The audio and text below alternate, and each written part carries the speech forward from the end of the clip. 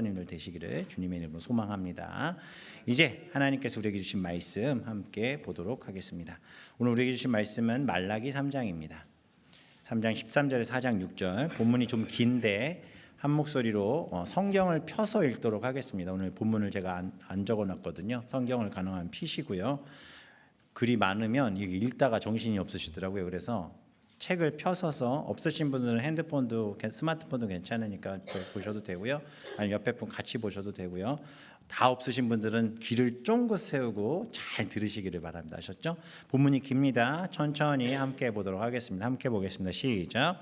여호와가 이르노라 너희가 완악한 말로 나를 대적하고도 이르기를 우리가 무슨 말로 주를 대적하였나이까 하는도다. 이는 너희가 말하기를 하나님을 섬기는 것이 헛되니 만군의 여호와 앞에서 그 명령을 지키며 슬프게 행하는 것이 무엇이 유익하리요. 지금 우리는 교만한 자가 복되다 하며 악을 행하는 자가 번성하며 하나님을 시험하는 자가 화를 면한다 하노라 함이라. 그때에 여호와를 경외하는 자들이 피차에 말하매 여호와께서 그것을 분명히 들으시고 여호와를 경외하는 자와 그 이름을 존중히 여기는 자를 위하여 여호와 앞에 있는 기념책에 기록하셨느니라. 만군의 여호와가 이르노라 나는 내가 정한 날에 그들을 나의 특별한 소유로 삼을 것이요 또 사람이 자기를 섬기는 아들을 아낌같이 내가 그들을 아끼리니 그때 너희가 돌아와서 의인과 악인을 분별하고 하나님을 섬기는 자와 섬기지 아니하는 자를 분별하리라. 만군의 여호와가 이르노라 보라 용광로 불같은 날이 이르리니 교만한 자와 악을 행하는 자는 다 지푸라기 같을 것이라. 그 이르는 날에 그들을 살라 그 뿌리와 가지를 남기지 아니할 것이로되 내 이름을 경외하는 너희에게는 공의로운 해가 떠올라서 치료하는 광선을 비추리니 너희가 나가서 외양간에서 나온 송아지 같이 뛰리라. 또 너희가 악인을 밟을 것이니 그들이 내가 정한 날에 너희 발바닥 밑에 재와 같으리라. 만군의 여호와의 말이니라. 너희는 내가 호렙에서 온 이스라엘을 위하여 내 종 모세에게 명령한 법 곧 율례와 법도를 기억하라. 보라 여호와의 크고 두려운 날이 이르기 전에 내가 선지자 엘리야를 너희에게 보내리니 그가 아버지의 마음을 자녀에게 돌이키게 하고 자녀들의 마음을 그들의 아버지에게로 돌이키게 하리라. 돌이키지 아니하면 두렵건대 내가 와서 저주로 그 땅을 칠까 하노라 하시니라. 아멘. 아멘. 잘 읽으셨습니다. 기도하겠습니다. 사랑의 주님, 우리의 모든 것 되신 주님, 만군의 주 여호와 하나님, 오늘 주님 앞에 나와 예배합니다. 우리의 마음 문을 열어주시고 우리가 이 자리에 나온 이유가 무엇인지 이 시간 말씀을 통해 깨닫고 또 경험하며 주님 만나는 귀한 시간 되게 해 주옵소서. 우리의 예배를 기뻐 받으시며 바라보시는 주님, 우리 모두가 주님 앞에 나와왔습니다. 영과 진리로 예배하게 하시고 말씀 앞에 겸손히 서게 하여 주옵소서. 부족한 종 주님의 말씀을 태어날 때 은혜 주시고 이 말씀이 정말 이 자리에 나온 사랑하는 성도들의 일생에 너무나도 중요한 터닝포인트가 되는 말씀 되게 하여 주옵소서. 감사드리며 예수님의 이름으로 기도합니다. 아멘. 아멘. 지난주에 11조에 대한 말씀을 나눴어요. 말씀을 나누고 우리가 이제 조금 많은 생각들을 좀 바꾸고 또 새롭게 하셨으리라 생각합니다. 다시 한번 그 말씀을 정리하면 10의 1조는 내가 가진 것의 10분의 1을 떼어드린다라는 율법적인 행위 이전에 내가 가진 모든 것이 주님의 것이기에 가장 좋은 것을 주님 앞에 내어드립니다라는 의미를 가지고 있다라고 말씀드렸고, 아브라함이 그의 첫 것인 이삭을 모리아산의 제단의 제물로 바치듯 하나님 앞에 믿음의 결단으로 우리의 것을 내어드릴 때 하나님은 그보다 많은 것들을 채워주시는 우리의 아버지이심을 믿으라라고 제가 말씀을 또한 드렸었습니다. 그런 마음을 가지고 예배하시고 또 성도로서의 삶을 살아내시고 또 물질도 그렇게 주님 앞에 드릴 수 있는 우리 성도님들 되시기를 간절히 소망합니다. 교회가 무슨 기부단체나 자선단체도 아니고요. 사실은 자꾸 이제 그렇게 카테고리에 넣으려고 하는데 그렇지 않습니다. 우리는 하나님께서 우리를 사랑하시기에 부르신 주의 자녀들이 모여 주님을 바라보며 예배하는 곳이고 예배하는 자리입니다. 우리의 물질적인 것들 자유해지셔야 합니다. 거기에 묶이기 시작하시면 여러분들은 정말 아무것도 할 수 없는 존재가 될 수밖에 없어요. 주님이 주시고자 하실 때 주시는 것이고 주님이 또 우리에게 그것이 죄가 된다면 빼앗아 가시는 것도 하나님의 은혜임을 기억하시고 그렇게 물질 앞에 서셔서 주님을 찬양하시기를 또 주님을 예배하시기를 바랍니다. 그러나 쉽지 않죠. 물질이라는 게 그죠? 늘 우리를 힘들게 합니다. 그러면서 그런 생각들이 들죠. 교회 안 다니는 사람들이 물질적으로도 축복받는 것 같고 또 그런 사람들 보면 부럽기도 하고 또 때로는 악인 즉 누가 봐도 나쁜 사람인데 떵떵거리며 잘 먹고 잘 사는 모습들을 보면 배가 아프기도 하고 화가 나기도 하고 그냥 하는 얘기들이 있잖아요. 하나님은 뭐 하시나 저런 사람들 그냥 내버려 두시고. 근데 그 말에 답이 다 있어요. 하나님은 뭐 하시나 저런 사람들 그냥 내버려 두시고 내버려 둔 게 저주이고 심판입니다. 하나님은 하나님의 사람들을 절대 그냥 내버려 두지 않으십니다. 어떻게든 그들을 돌이켜 하나님의 자녀로 부르시죠. 그러나 그냥 내버려 두셨다라는 것은 하나님의 심판이고 저주라는 사실을 기억하셔야 돼요. 그런데도 우리가 삶을 살다 보면 사실 실제적으로 현실에 부딪히는 문제들 앞에 섰을 때 아까 말씀드렸던 것처럼 하나님은 뭐 하시나에 대한 질문들이 나오는 것은 사실입니다. 오늘 본문에 이스라엘 백성들이 딱 그래요. 말라기서 전체에 나오는 이스라엘 백성들이 그렇습니다. 하나님께서 계속해서 이야기하시지만 그 말씀들을 제대로 해석하지 못하죠. 말귀를 알아들을 만도 한데 그 말귀를 잘 알아듣지 못하는 이스라엘 백성들. 여전히 깨닫지 못합니다. 여전히. 하나님의 말씀이 말라기 선지자를 통해 그렇게 이야기하셨음에도 불구하고 여전히 깨닫지를 못해요. 그래서 하나님께서 답답하셨겠죠. 근데 이스라엘 백성들의 입에서는 불평불만이 떠나지가 않아요. 떠나지가 않아요. 하나님은 뭐 하시나 뭐 이런 것들. 아니 왜 교회에 저런 사람이 다니나, 왜 내 주변에는 이런 사람들만 있나, 나는 왜 아무리 노력해도 돈을 벌지 못하나, 나는 왜 물질에 매일 이렇게 어려움을 당하고 살아야 되나, 나는 왜 매일 인간관계에 어려움을 당하고 살아야 되나, 왜 나는 늘 우울증과 공황장애 같은 어려움들을 가지고 살아야 되나, 하나님은 계시나, 살아계시면 내게 이런 일이 있는가, 하나님은 없습니다 막 이런 말들로 하나님의 존재를 부정하고 하나님께서 우리에게 주시는 것들 자체를 부정하는 일들이 말라기 시대 때 벌어지고 있었어요.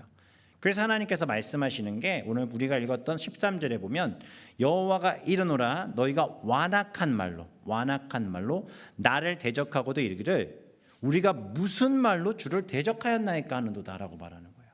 하나님이 분명 찝고 이야기하셨어요. 너희들이 악한 말로 부정적인 말들로 나에게 대적했다. 그럼 이들이 하는 얘기는 뭐냐? 우리가 언제 그랬습니까? 라고 하는 거예요. 우리가 언제 그랬습니까? 아이들이 그러잖아요. 아이들 잘못하고 있는 거 이렇게 보고 있다가 몰래 이렇게 보고 있다 갑자기 나타나. 너 왜 그랬어? 그러면 뭐 나 아무것도 안 그랬어. 이래요. 딱 걸리는 그 순간에. 한 번 더 물어보죠. 진짜야? 응. 또 거짓말하면 가만 안 둬. 그러면 아빠 잘못했어. 이제 그제서야. 근데 그 어릴 때나 그렇죠, 그죠? 크면 클수록 아주 노련해지죠. 아무렇지도 않은 듯. 나타나도 이제 담담해요. 너 뭐 했어? 아무것도 안 했는데요. 너 걸리면 거짓말하다 걸리면 어떡하죠? 응? 뭐 봤어요? 증거 있어요? 왜 맨날 나한테 그래요? 할 말 없게 만들죠. 죄에 대한 속성이 그렇고 신앙인들이 그렇게 살아가고 있다는 거예요. 세상이 유혹하는 좋은 것들로 그들의 마음이 이미 빼앗겨 갔기 때문에 소돔왕의 유혹처럼 우리에게 와서 물질을 줄 테니 우리의 영혼을 달라 할 때 우리는 오케이, 나는 물질을 취하고 영혼을 당신에게 드리겠습니다 라고 말하는 그런 일들이 너무나도 비일비재하게 벌어지고 있다는 거죠. 하나님께서 왜 완악한 말로 거짓을 행하느냐라고 얘기했을 때 바른 그리스도인이라면 어떻게 해야 되죠? 그 자리에서 엎드려 회개하고 눈물로 나아가야죠. 그러나 그렇게 하지 못한다는 거예요. 그렇게 하지 못한다는 거예요. 교회 안에도 크리스찬들 중에도 그런 분들이 너무나 많습니다. 분명 잘못을 했기에 그 잘못한 것에 대해서 목회자가 이야기를 하면 그 목회자가 한 이야기를 곧이곧대로 듣고 제가 잘못했습니다, 회개했습니다라고 이야기하는 성도들이 요즘에는 거의 없대요. 그렇게 얘기하면 뭐라고 하는지 아세요? 알았어요, 교회 떠날게요. 왜 나한테만 그러세요? 목사님 뭐 증거 있으세요? 왜 저한테만 그런 얘기를 하시죠? 교회를 떠나겠습니다. 그럼 조용히 떠나면 좋잖아요. 꼭 떠나면서 목사님 욕, 성도들 욕 다 하고 떠나요. 제가 분명히 제 경험상 말씀드리는데 그렇게 하고 가면 그거 다 덤탱이 쓰는 날 반드시 옵니다. 무슨 얘기냐? 하나님의 말씀이 선포될 때 그 말씀을 붙들고 순종하며 아멘 하시기를 바랍니다. 이것이 하나님의 말씀이기에 우리에게 기회를 주고 계시다라는 것을 늘 잊지 마시기를 간절히 소망해요. 결국에 이러한 일들처럼 예배를 무너뜨리고 우리의 신앙의 삶을 무너뜨리는 것은 하나님이 주시는 메시지에 대해 순종하지 못하고 경외하지 못하고 교만해지며 나의 유익과 만족만을 쫓을 때 이런 일들은 끊임없이 벌어지게 된다라는 거예요. 우리의 이런 삶은 결국 주변에 좋은 것을 줄 수도 없다라는 사실입니다. 이렇게 살고 이런 신앙생활 하면요, 진짜 삶으로 예배를 못 가져가죠. 삶으로 하나님의 말씀을 가져갈 수도 없죠. 그렇게 되다 보면 평안하고 살만하면 교회 그냥 띄엄띄엄 다니죠. 말씀 읽고 헌금하고 봉사하는 것도요, 내 시간 내 상황 맞춰서 내가 시간이 되면 하는 거고, 여유가 있으면 봉사하는 거고, 여유가 있으면 예배 드리는 거고, 여유가 있으면 예물도 드리는 거고, 여유가 있으면 그냥 교회 나가는 거고, 그렇지 않으면 못 오는 거예요. 근데 이게 너무 당연한 거예요. 왜 교회 못 오셨어요? 아, 제가 좀 바빴어요. 여유가 없네요. 왜 봉사 왜 못 하시겠어요? 아, 봉사 못 할 것 같아요. 왜요? 제가 너무 바빠요. 근데 이런 분들이 그래도 신앙이 있으신 건지 힘든 일 생기면 알아서 교회 오시고 알아서 예배 드리시고 알아서 기도 제목 주세요. 이런 신앙생활을 하면 안 된다라는 거예요. 문제가 생기면 말씀 꺼내보고, 문제가 생기면 교회 오고, 문제가 생기지 않고 평안하면 말은 그렇게 이야기하죠. 하나님이 날 평안하게 해주셔서 너무 행복하게 삽니다. 그럼 교회를 와야죠. 그럼 예배를 드려야죠. 그럼 하나님이 주신 그 평안 속에서 내가 하나님의 일을 무엇을 할 수 있을지를 나와 봉사하고 애쓰는 일들이 있어야죠. 내게 주신 평안이 나를 쉬라고 하신 시간이 아닌데 우리는 그렇게 세상에 들어가 살아가는 모습들이 있지는 않은지 생각해 보셔야 된다는 거예요. 제가 밴쿠버에 와가지고 처음에 여기 도착했을 때 한남마트에서 잠깐 일할 때 제가 이제 그 목사라는 걸 안 알려줬는데 누가 자꾸 물어보셔 대답하다 보니까 소문이 벌써 났어요. 그 한남마트 서리점에서. 근데 좀 나이가 지긋하신 한 분이 저를 일하시는 걸 계속 쭉 지켜보시더니 쉬는 시간에 브레이크 타임에 저한테 오시더니 그러시는 거예요. 아니 일도 잘하고 성실해 보이시는데 왜 목사를 해요? 그러시는 거예요. 그러면 다른 것 하면 돈 많이 벌겠구만 왜 그렇게 힘든 일을 하신대요? 그러시는 거예요. 그러면서 자기는 목사가 제일 불쌍하대요. 그것도 열심히 하는 목사가 제일 불쌍하대요. 그 좋은 머리 성품 가지고 세상 나가서 돈 벌면 잘 벌 텐데 왜 그렇게 머리 아프게 성도들한테 욕먹어가며 눈치 보며 그렇게 사시는지 모르겠다고. 되게 마음이 와닿더라고요. 그런 위로를 교회 안에서는 받아본 적이 없었어요. 그래서 듣고 있었어요. 그러면서 제가 얘기 드렸죠. 저는 그것이 사명이라 생각해서 합니다. 그랬더니 아유 사명 듣기 싫어요. 막 이러는 거예요. 그럼 한참 이제 얘기를 듣다 보니까 그분이 하시는 말씀이 사실 나 교회 안수 집사까지 했었어요. 그러는 거예요. 그럼 그분 말씀이 교회 간다고 달라지는 것도 없고 교인들 하는 짓 보면 가관이고 교회가 아주 그냥 문제 아주 조용히 다녀도 욕먹고 욕하고 못 볼 꼴을 너무 많이 봤다고. 그래서 이젠 시간 낭비 같아서 교회 안 간대요. 그러면서 요즘에는 하나님이 계신지 안 계신지 모르겠고 또 하는 얘기가 뭐냐면 그러면 자기가 내린 결론이 하나님이 계신지 안 계신지는 교회가 보면 안 되는 거예요. 그분의 결론은 하나님은 없대요. 그러니 헛되다는 거죠. 밴쿠버 온 지 2주 만에 들은 얘기예요. 한국에서는 그런 얘기를 안 들어봤거든요. 너무 충격적이었습니다. 어떻게 생각하십니까? 말라기 오늘 본문 14, 15절을 읽어드릴게요. 너희가 말하기를 하나님을 섬기는 것이 헛되니 무엇이 유익하냐는 거죠. 만군의 여호와 앞에서 그 명령을 지키며 슬프게 행하는 것이 회개하는 척하는 것이 무엇이 유익하리요. 이게 지금 세상 사람들이 하는 얘기예요.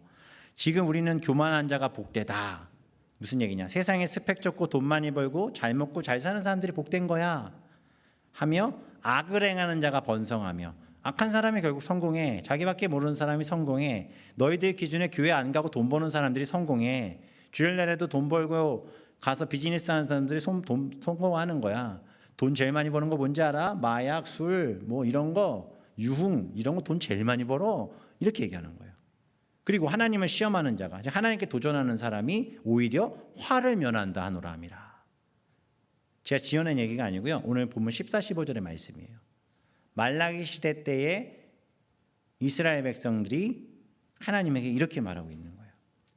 하나님, 그러니까 교회 왜 예배 안 하냐, 하나님 앞에 바른 제사 드리지 않냐에 대한 항변이 이거예요. 하나님의 정의와 공평 그런 거 없다. 하나님 그런 일에 관심 없다. 악인들 잘 먹고 잘 사는 거 보면 그들이 옳은 거야. 하나님의 말씀대로 사는 것은 오히려 손해야. 그렇게 살 필요성을 느낄 수가 없어. 왜 그런 일들을 하고 있어? 이렇게 얘기하는 거죠. 신앙생활이 어려운 문제입니다. 교회도 안 다니는 사람들이 잘 살고 떵떵거리며 살고 악한 일 하는 사람이고, 또 나쁜 사람인데 또 잘 되는 모습들, 벌을 받지 않는 모습들 보면 화가 나죠. 하나님께서 신실하고 믿음으로 살려고 하는 사람에게 복을 만약에 주신다면, 정말 교회 열심히 나오는 자 비즈니스가 빵빵빵빵 잘 터지고 막 병이 다 낫고, 그리고 악한 일 하는 순간 하나님 직결 심판하는 일이 생겨서 된다면 우리 생각엔 세상이 더 살기 좋은 데가 될 것 같은데, 그리고 우리도 더 열심히 신앙생활 하겠죠. 교회가 아마 빈자리가 없이 채워질 거예요. 그러나 그렇지 않아요. 악인이 판을 치는 현실이 실제입니다. 그리고 결국 교회 안에 있지만 교회 안에 다녀도 실망한 사람들이 결국 신앙을 버리고 하나님을 등돌리는 일들이 벌어져요. 가만히 들어보면 그들의 말이 틀린 게 없어요. 그들의 말이 틀린 게 없어요. 때로는 그들의 삶이 부러워 보이기도 합니다.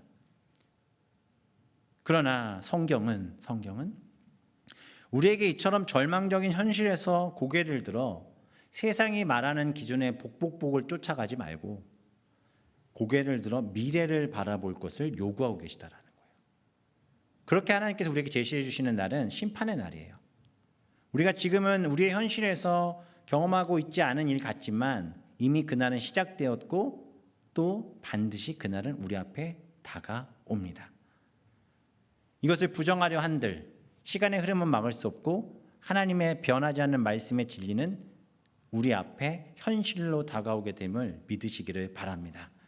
세상 사람들은 우리가 답답해 보이고 우리가 참 고지식해 보이고 좀 왜 저런 인생을 사는가 할지 모르지만 우리는 지금 눈에 보이는 것이 아니라 그 너머에 계신 하나님의 역사를 기대하고 또 주님 우리 가운데 이루실 일들을 기대하기에 이 자리에 앉아 예배하고 계신 줄 믿습니다. 이 믿음이 놓쳐지지 않기를 간절히 소망합니다. 하나님 바라보며 살고 싶지만 환경과 상황이 자꾸 옥죄어 와서 지치고 넘어지는 경우가 있는 건 사실이에요. 말라기 시대엔 더했어요. 실제로 저보다도 여기 계신 우리 성도님들 너무 대단하신 분들이에요. 왜냐? 저야 목사이니까 저는 세상에 어디 들어가서 살 일도 없고 모일 일도 없어요. 모이면 목사님 만나고 성도들 만나는 게 다고 일주일 내내 제가 하는 것은 말씀 연구하고 말씀 듣고 또 공부하고 말씀 읽고 이게 다니까 부딪힐 일이 없어요. 실질적으로 여기 앉아 계신 우리 성도님들이 최전방에서 하나님의 말씀을 가지고 살아내셔야 되는 하나님의 군사가 되셔야 됨을 확신하시기를 바랍니다. 그럼 그 믿음을 가지고 나가셔야 돼요. 세상 속에서 힘들겠지만 그 믿음을 지키며 살아가는 것이 우리 가운데 있어야 돼요. 그런 사람들은 어떤 사람들이냐? 왜 믿음을 지키느냐? 세상이 더 커 보이지만 그보다 더 큰 하나님을 경외하는 사람들이 믿음을 지키고 살아가는 사람들임을 기억하시기를 바랍니다. 그래서 하나님께서 말씀하시는 거죠. 이들이 이러한 말도 안 되는 항변 뒤에 16절에서 이렇게 얘기하십니다. 그때에 이것은 앞에서 얘기했던 13, 14, 15절에서 이야기했던 회의적인 사람들과 구별하시는 거예요. 그때에 여호와를 경외하는 자들이 피차의 말함에 여호와께서 그것을 분명히 들으시고, 즉 하나님을 경외하는 자들이 세상의 부정한 논리 가운데 억울한 일을 당하고 있지만 그래도 내가 여기에 넘어가지 않고 하나님을 경외하며 살아가겠습니다 라고 말하는 그들, 여호와를 경외하는 자와 그 이름을 존중히 여기는 자를 위하여 여호와 앞에 있는 기념책에 기록하셨느니라 라고 말씀하시는 거예요. 답답한 현실과 세상 속에서 크리스천으로 살아가는 것이 힘든데, 그렇게 답답하고 어려운 세상이지만 그래도 그 자리에서 하나님을 경외하며 살아가는 자들을 그냥 기억만 하신다는 게 아니라 어떻게 하신다고요? 기념책에 기록하신다는 거예요.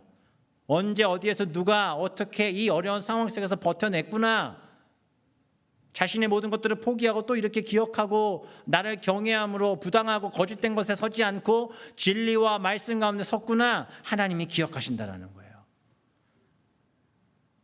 기록은 누군가 분명히 그것을 보고 그것을 평가하겠다라는 거거든요.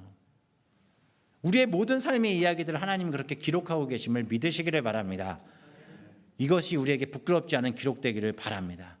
바라기는 이 자리에 나온 우리 모두가 때로는 부끄러운 일들이 기록될 수도 있겠지만 그래도 하나님에게 칭찬받는 일들이 조금 더 기록되어 하나님의 기쁨이 되는 성도들 되시기를 소망합니다.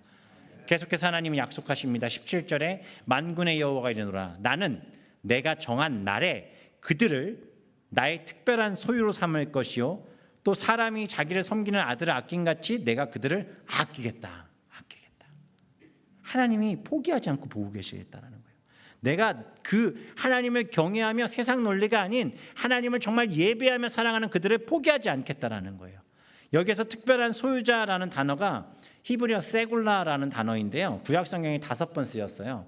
출애굽기 19장 5절에서 세계가 다 내게 속하였나니 너희가 내 말을 잘 듣고 내 언약을 지키면 너희는 모든 민족 중에서 내 소유가 되겠고 라는 말씀 속에 있고 또 신명기 14장 2절에 너는 내 하나님 여호와의 성민이라 여호와께서 지상 만민 중에서 너를 택하여 자기 기업의 백성으로 삼으셨느니라 라는 말씀. 이 두 번의 세골라라는 단어는요 이스라엘 백성 전체를 가리키는 단어였어요. 근데 오늘 본문에도 세굴라라는 단어가 사용됐는데 오늘 본문에서는 이스라엘 백성 전체가 아니에요. 그들 중 하나님을 경외하는 자들만, 그러니까 외형적인 것, 보여지는 이스라엘 민족이 아니라 그들의 마음이 하나님을 경외하는 진짜 크리스천들, 진짜 하나님을 경외하는 그들만을 하나님이 그에게 속한 자다라고 선포하시는 거예요. 껍데기만이 아니라 마음의 중심이 담겨 있는 사람들. 그리고 말씀하십니다. 18절에 그때에 너희가 돌아와. 여기에서 슈브라는 단어가 사용되는데 회개하는 의미가 아니고요. 다시라는 의미예요. 다시. 그러니까 너희가 돌아와 죄 가운데 있었을지라도 다시 돌아와 하나님 앞에 엎드릴 때 그들 중에 의인과 악인을 분별하셔서 하나님을 섬기는 자와 섬기지 아니하는 자를 분별하시겠다라고 말씀하시는 거예요. 하나님을 섬기시는 우리들이십니까? 아니면 섬기지 않는 사람이십니까? 환경 때문에, 상황 때문에 넘어질지라도 하나님은 분명히 말씀을 통해 이야기하세요. 나를 섬기고 나를 사랑하는 자 포기하지 않을 것이다. 그들을 끝까지 지키겠다. 그리고 하시는 말씀이 4장이에요. 자, 구약 성경의 마지막 책이 뭐죠? 이거 모르면 안 되겠죠. 지금 계속했는데 그죠? 신약의 마지막 책은 무엇입니까? 요한계시록. 말라기와 요한계시록은 그리스도인들이 굉장히 중요하게 보셔야 되는 책이에요. 말라기는 구약의 장정을 끝내며 이후에 한 400년이 넘는 시간 동안의 암흑기라고 해서 하나님의 말씀이 세워지지 않은 시대가 와요. 그 시대를 버텨내며 전 세계에 격변이 일어납니다. 그 로마가 모든 것들의 중심이 잡고 로마가 자신들이 가장 강한 권력을 가졌다고 자랑하던 그때에 식민지와 같은 이스라엘에 누가 나타나신 거예요? 예수 그리스도가 나타나신 거예요. 그러니까 마지막 때라고 생각하고 이제 이스라엘 백성뿐만 아니라 하나님을 경외하는 자들 다 멸망당해 사라질 것만 같았던 그때의 시기가 있고 그러나 그 시기를 버텨낸 자들에게 메시아를 보내시겠다라고 말씀하신 거고 그 약속대로 메시아가 오심 같이 그 오셨던 예수님이 요한계시록의 말씀 이후에 어떻게 하신다는 거 이제 다시 오시겠다라는 거예요. 구약 시대 때의 사람들은 메시아라는 개념은 있지만 그가 누구인지는 모르고 믿고 있었어요. 이제 우리는 구약시대 백성과는 전혀 다른 차원이에요. 왜냐하면 우리에게는 실제로 메시아가 오셨잖아요. 믿으십니까? 예수님이 정말 이 땅에 오셨다가 우리를 위해 죽으시고 3일 만에 부활하신 사실을 믿으십니까? 이건 실제예요. 역사적 사실이에요. 그분은 실제로 오셔서 실제로 십자가에 달려 죽으시고 3일 만에 부활하신 우리의 메시아이심을 믿으시기 바랍니다. 눈에 선명히 보이게끔 우리 안에 나타나셨다고요. 그분이 어떻게 하신다고요? 다시 오신다는 거예요. 그래서 요한계시록의 마지막 부분과 말라기의 마지막 부분에는 그분이 오시기 전에 어떤 일들이 벌어질지가 나와요. 이것은 반드시 일어날 일입니다. 다시 말씀으로 돌아가서 여호와를 경외하는 자들은 심판 때에 어떻게 될까요? 살아남겠죠. 그럼 경외하지 않고 아까 13절부터 15절의 말씀처럼 주를 대적한 자들은 어떻게 될까요? 심판에서 자유할 수가 없습니다. 그 이야기가 4장에 선포되는 거예요. 4장 1절을 보시면 만군의 여호와가 이르노라 보라 용광로 불같은 날이 이르리니 당시의 세계관에서 용광로 불은 가장 뜨거운 불이에요. 이 땅에 불의 심판이 있을 때에 교만한 자와 악을 행하는 자는 다 지푸라기 같을 것이라. 자, 지푸라기는 불에 타요, 안 타요? 어떻게 타요? 흔적도 없이 사라지죠. 후루룩 타버리죠. 어떤 자들이? 경외하지 않는 자들이, 그리스도를 모르는 자들이, 하나님을 예배하는 자들이 그렇게 된다는 거예요. 그 이르는 날에 그들을 살라. 그 뿌리와 가지를 남기지 아니할 것이다. 2절, 내 이름을 경외하는 너희에게는 공의로운 해가 떠올라서 치료하는 광선을 비추리니 너희가 나아가 외양간에서 나온 송아지같이 뛰리라. 할렐루야. 하나님의 말씀을 듣고 붙든 자들은 어떻게 하시겠대요? 치료하는 광선을 비추어서 나가서 외양간에 나온 송아지같이 뛰게 하시겠다. 억제할 수 없는 기쁨이죠. 송아지들이 나가서 뛰는 게 뭐예요? 우리 집에서 강아지들 키우시면 아시죠? 줄 딱 풀어놓은 순간 어떻게 되죠? 얘들이 그냥 주인도 없어요. 그냥 와 하고 막 날아다니죠. 그것과 비교할 수 없는 자유함을 허락하시겠다라는 거예요. 여기에서 보시면 그 말씀 보시면 성경책 한번 보세요. 광선이라고 돼 있는 걸 보면 풋노트 1이라고 써 있죠. 그 밑으로 쭉 내려오셔서 성경책 좋은 거 갖고 계신 분들 보시면 뭐라고 써 있는지 한번 읽어볼까요? 광선 뭐라고 되어 있어요? 1하고 좋은 성경책 그래도 있네요. 날개라고 됩니다. 날개. 광선과 날개 히브리어로 같은 의미를 가지고 있어요. 같은 의미를. 자, 여기에서 일단 광선이라고 하는 것은 특별히 성경에서 말하는 광선은요, 하나님의 은혜의 빛이에요. 그 빛이 닿는 곳은 어떠한 것도 치유되지 않는 것이 없어요. 창세기 1장에서 빛이 있으라 말씀하시잖아요. 그 빛은 하나님의 은혜의 빛이 이 세상을 치유하고 회복시키신 거예요. 그렇게 새롭게 시작하신 거예요. 그게 죄로 인해서 부서진 거죠. 그것을 회복시키신 예수 그리스도께서 이 땅에 오셔서 하신 말씀이 뭐예요? 나는 세상의 빛이라.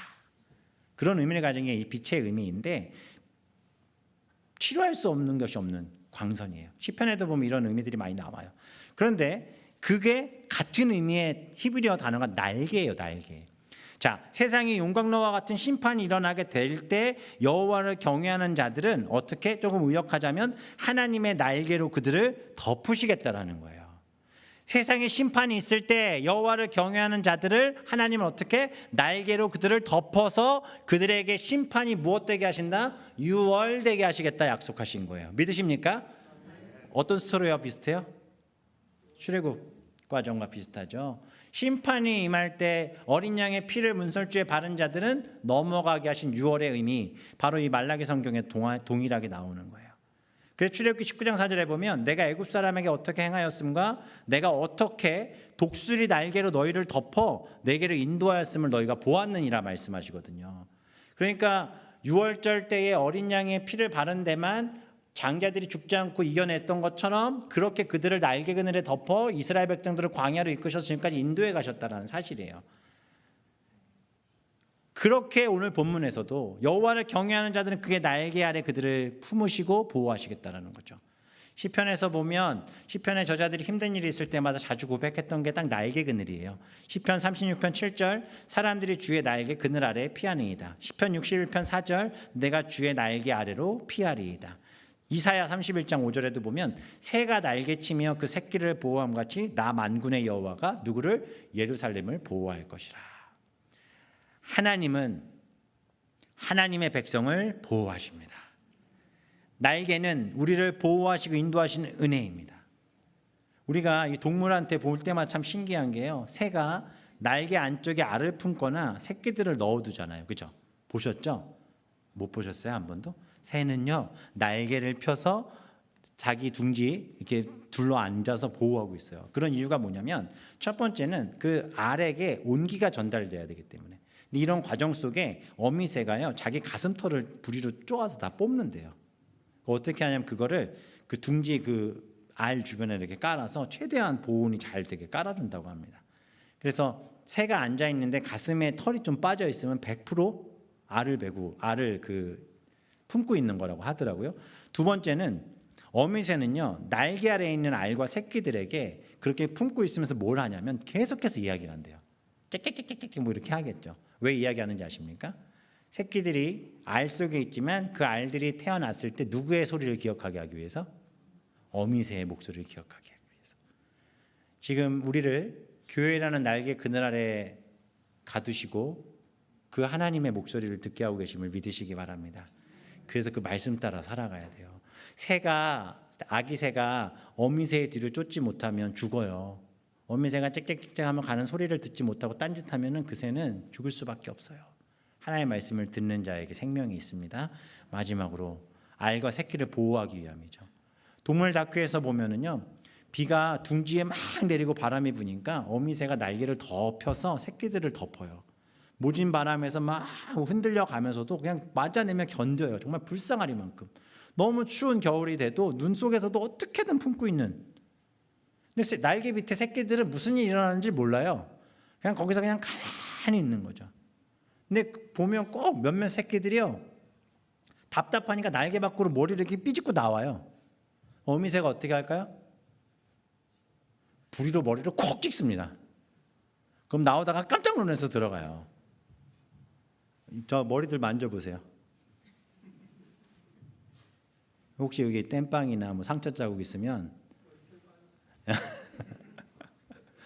분명히 무슨 짓 하다가 하나님이 콕 찍으신 걸 거예요. 말하자면 그렇다는 겁니다. 때로는 답답해서 신앙생활하는 게 힘들어서 도망가고 싶은 마음이 들 때 하나님이 정말 말도 안 되는 일들이 내 앞에 있게 하실 때 하나님 날 버리셨어 하고 도망갈 게 아니라 아버지 하면서 다시 주님 품에 안기는 주님의 백성들 되시기를 소망합니다. 날개 그늘 아래 있어야 돼요. 하나님이 그렇게 하시겠다라는 거예요. 노아의 가족들을 방주에 넣어두신 것처럼 그 날개 그늘 아래 우리를 보호하고 계신 하나님의 그 사랑. 찬송가도 있잖아요. 주 날개 밑 내가 편안히 쉬네. 밤 깊고 비바람 불어쳐도 아버지께서 날 지켜주시니 거기서 편안히 쉬리로다. 주 날개 밑 평안하다. 그 사랑 끊을 자는요. 주 날개 밑 내 쉬는 영혼 영원히 거기서 살리. 믿으십니까? 거기 있어야 어떤 일이 벌어지냐? 3절 또 너희가 악인을 밟을 것이니 그들이 내가 정한 날에 너희 발바닥 밑에 재와 같으리라. 우리가 부러워하는 세상 모든 것들이 결국 하나님의 심판 날에 하나님을 경외하지 못한 모든 것들은 우리의 발밑에 재가 돼버려요. 만군의 여호와의 발이니라. 그래서 하나님이 이 말씀 우리에게 듣게 하시는 것이고, 예수님이 오시기 전에 그 이스라엘 백성들을 구원하시기 위해 그들의 앞서 누구를 보내셨어요? 세례 요한을 보내신 거예요. 심판의 날에, 멸망의 날에 너희들이 주의 날개 그늘 아래 있어야 천국에 갈 수 있다. 그리고 그런 사람이 오게 될 거라는 것을 말라기서 4장 4절부터 6절까지 기록해 두신 거예요. 너희는 내가 호렙에서 온 이스라엘을 위하여 내 종 모세에게 명령한 법 곧 율례와 법도를 기억하라. 즉 하나님께 주신 율법의 말씀을 기억하고 여호와를 경외하며 아무리 힘들고 어려운 상황 속에서도 믿음을 지키고 살아가라.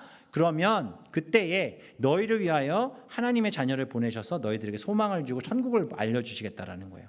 5절 보라 여호와의 크고 두려운 날이 이르기 전에 내가 선지자 엘리야를 너희에게 보내리니 그가 아버지의 마음을 자녀에게 돌이키게 하고 자녀들의 마음을 그들의 아버지에게로 돌이키게 하리라. 뭐예요? 회개하게 하시겠다라는 거예요. 기회를 주시겠다라는 거예요. 여호와를 경외케 하시겠다라는 거예요. 그러나 그래도 여호와를 경외하지 않고 회개하지 않는 자들은 돌이키지 아니하면 두렵건대 내가 와서 저주로 그 땅을 칠까 하노라 하시니라 말씀하시는 거예요. 주님의 말씀의 명령에 순종하시기를 소망합니다. 지금 눈앞에 있는 잠깐의 유익과 만족 쫓아가다가 죄가 돼버리거나 마지막 때에 구원받지 못하는 정말 불쌍한 영혼이 되지 마시고 하나님의 나라의 백성으로 자녀로 살아내시기를 주님의 이름으로 축원합니다. 이 마지막 말라기 4장 4절부터 6절이 한국의 그 이단들이 제일 좋아하는 본문이에요. 여기 엘리야가 자기들이래. 자기가 엘리야라는 거예요. 자기를 보냈다라는 거예요. 그리고 성경에는 이 엘리야에 대한 해석이 없고 이 엘리야가 바로 나다. 그게 말 신천지 이만희가 하는 얘기예요. 그리고 여기서 보면 뭐 돌이키게 하는 자, 그것도 다 자기라는 거죠. 그 엘리야는 죽음을 보지 않고 하늘에 올라갔잖아요. 그죠? 그래가지고 더 문제가 되는 거예요. 그 죽음을 보지 않고 올라간 엘리야가 이 말씀대로 이 시대에 내가 왔다. 내가 엘리야다. 그게 신천지 이만희고 통일교고 뭐 이단들의 첫 번째 그 자기들이 하나님 보낸 사람이라는 첫 번째 근거가 이 말씀이에요. 근데 성경을 얼마나 안 봤으면 이런 소리 하는지 모르겠어요.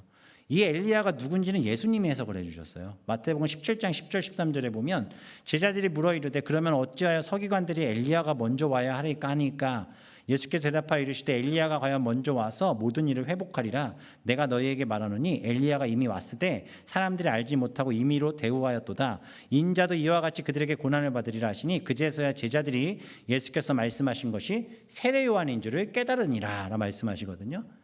성경을 얼마나 안 보고 자기들 할 얘기만 하고 다니는지 알겠죠. 그런 사람들이 하나님을 경외하지 않는 사람들이에요. 말씀을 정리합니다. 하나님의 말씀을 쉽게 생각하지 마십시오. 우습게 여기지 마십시오. 하나님의 말씀 살아있고 그 말씀대로 반드시 이루십니다.